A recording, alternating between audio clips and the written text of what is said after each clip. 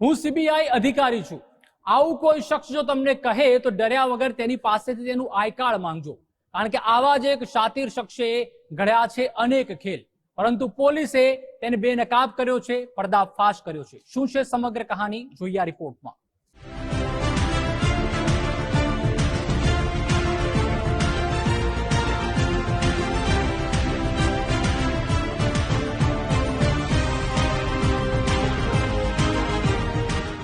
CBI, CID, TNP news, दिल्ही crime.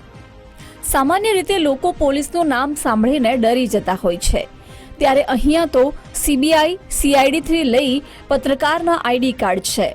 આ ચારેય ID card અલગ અલગ છે, પણ આ બધામાં એક વાત કોમન છે, અને એ છે ચારેય કાર્ડ પર જોવા મળી રહેલો ફોટો અને એ વ્યક્તિનું નામ। જી હા, એક જ વ્યક્તિ અલગ અલગ ચાર નકલી કાર્ડ બનાવી ફરતો અને જ્યારે જેની જરૂર પડે એ આઈ કાર્ડ બતાવી પોતાની ઓળખ આપતો હતો। જો કે આ સિલસિલો લાંબો ચાલે એ પહેલા નકલી સીબીઆઈ અધિકારી આવી ગયો છે વડોદરા પોલીસના સકંજામાં। વડોદરામાં નકલી સીબીઆઈ અધિકારી પકડાયો। નકલી અધિકારી પોલીસ ભવનમાં પહોંચતા ફૂટ્યો ભંડો। પોલીસ અને પ્રેસની ખોટી ઓળખ આપનાર જેલ હવાલે। વડોદરામાં પોલીસમાં નીચી નજર અને માથું રાખી ઊભું રહેલો આ એ જ શખ્સ છે જે પોતાની ઓળખ ક્યાંક સીબીઆઈ અધિકારી તો ક્યાંક પત્રકાર તરીકે આપતો હતો। હદ તો ત્યારે થઈ ગઈ જ્યારે આ સાહેબ વડોદરા પોલીસ ભવનમાં પહોંચી ગયા અને ત્યાં જઈને પોતે સીબીઆઈ અધિકારી હોવાની ખોટી ઓળખ આપી। પછી શું? असली पोलीस ने आरोपी पर शंका गई એટલે તેની પાસે આઈ કાર્ડ માંગ્યું અને તે જોઈ પોલીસ સમજી ગઈ કે આ તો નકલી અધિકારી છે। નકલી અધિકારીની ઓળખ આપી રોફ જમાવતા ઘનશ્યામ સંઘાણી નામના શાતિરને જેલ ભેગો કરી દેવાયો છે। જતા અમને ધ્યાને આવતા અમે ગુનો નોંધ્યો છે BNS ની કલમ 205 મુજબ કે પોલીસ કર્મચારી કોઈ પણ સરકારી કર્મચારી હોય એના ગણવેશનું ધારણ કરવું, એના કોઈ આર્ટિકલને ધારણ કરવું, એનો ઉપયોગ ખોટો બદ ઇરાદાથી કરવો।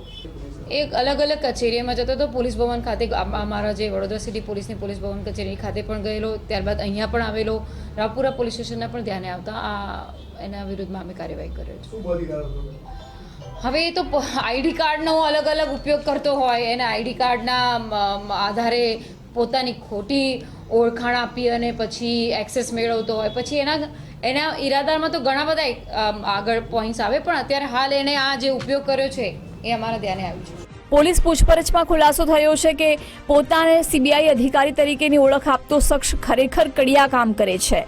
પોલીસને આરોપી પાસેથી સીબીઆઈ, સીઆઈડી અધિકારી તેમજ પત્રકારના બોગસ આઈ કાર્ડ મળી આવ્યા છે।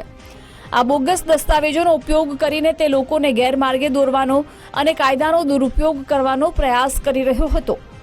નકલી સીબીઆઈ અધિકારીની ઓળખ આપીને ઘનશ્યામ સંઘાણી પોલીસ ભવન સુધી શા માટે પહોંચ્યો હતો, તેના ઈરાદાઓ શું હતા અને તેણે અત્યાર સુધીમાં કેટલા લોકોને છેતર્યા છે તે અંગે પોલીસ દ્વારા વિસ્તૃત તપાસ શરૂ કરવામાં આવી છે।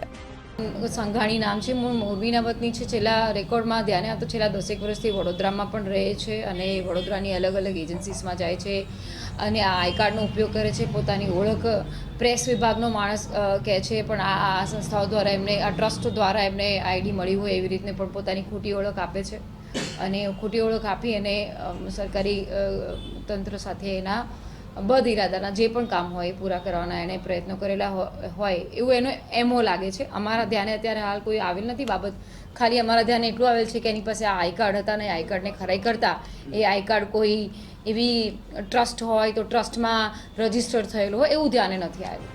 પોલીસ એ દિશામાં પણ તપાસ કરી રહી છે કે તેણે આ બોગસ આઈ કાર્ડ ક્યાંથી મળ્યા અને તેની સાથે આ ગુનાહિત કૃત્યમાં અન્ય કોઈ સંડોવાયેલું છે કે કેમ।